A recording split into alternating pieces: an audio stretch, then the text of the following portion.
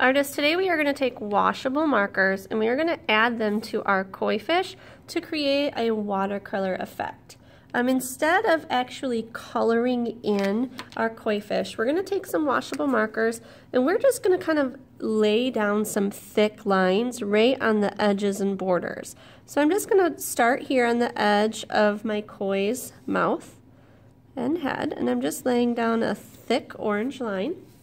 I'm going to kind of do the same thing right along the top. I'm just kind of outlining it.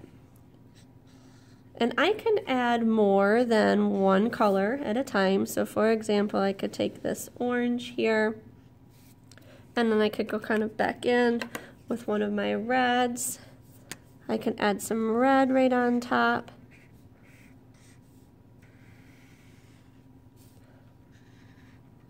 But I am basically just adding some thick lines of color right to my koi fish.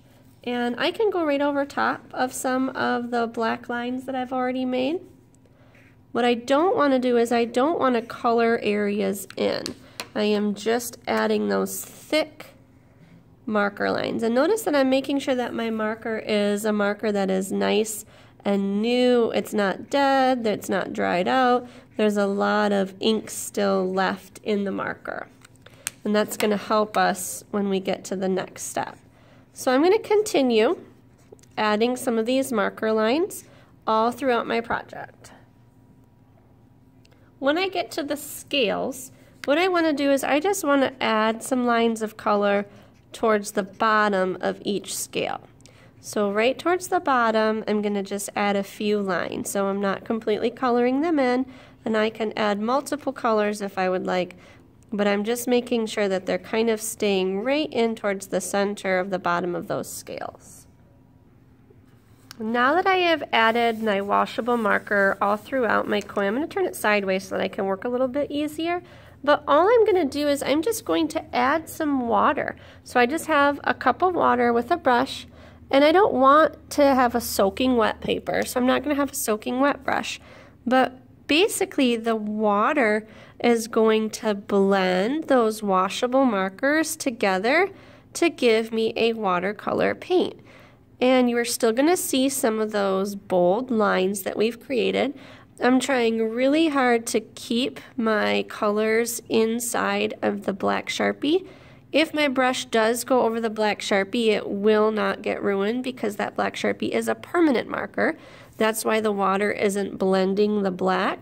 The water is blending the oranges and the reds and the pinks because those are washable markers. So in order for this to work, we have to be using washable markers. And you can kind of start seeing where the reds and the oranges are going to start blending. And we don't need to clean our brush off when we switch from reds to oranges because it's going to be nice to see those colors blend together. When we get to the head of the koi fish, we want to be real careful not to get any of our reds or oranges inside of the koi's eye because we want that to stay nice and white. We're going to be adding a color to that later. So I'm going to continue on by adding water throughout my koi. These areas that don't have any marker in them, I can just use the brush. It's going to have some of the ink still on it, and I can just continue to blend those markers in using water. Once you finish with your reds and oranges, you can take a green to just add a little bit of an outline to our koi's eye, and make sure that your brush is nice and clean so that way you're not mixing it with orange, and you are going to blend that in to give us a nice green eye color for our koi.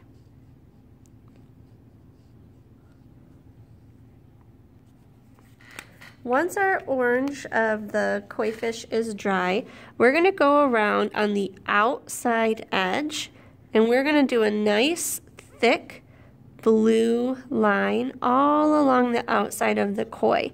And we're trying really hard not to get that blue into our reds and oranges, so we're trying to stay on the outside of our Sharpie line. And we're going to do this around the whole outline of the fish. Once we have outlined our fish with the blue marker, we are actually going to try to go back in and make it look like our koi is splashing out of water.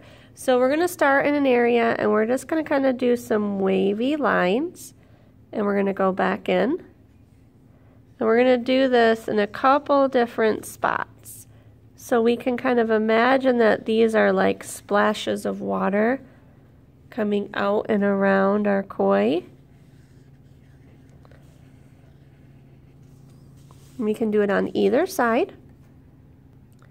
When you're trying to make your splash line, sometimes it might help to start with a little bit of an over-the-hill line and then add some drips after that. And that's going to help you make it look more like some splashes coming off from the edges of your koi.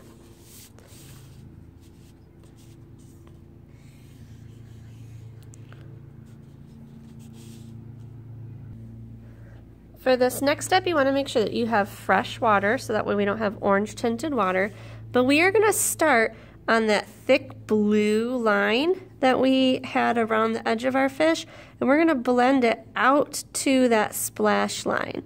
So we're kind of starting at the thickest point and blending out, and that's going to help us make it look like that wave is three-dimensional and that our koi is kind of jumping out of the water. So we're going to continue to do this around the whole edge of the waves that we've created. As we get to some of the areas that are kind of white in the background and don't have any of the marker, we're just going to use some of that water that's kind of got that blue tint, and we're just going to kind of blend to the edge of the paper. So we're kind of fading that blue out a little bit just to kind of help us fill our space in. So we're just blending some of that watered down blue just to the edges of our paper to help us blend all of those blues in and fill our paper. When you're done, you'll notice how much that orange and red koi fish pops out from your blue background, and that's because we used complementary colors of orange and blue. When you're done, you'll have made a project using a directed drawing of a koi fish, and we used washable markers to create a watercolor effect.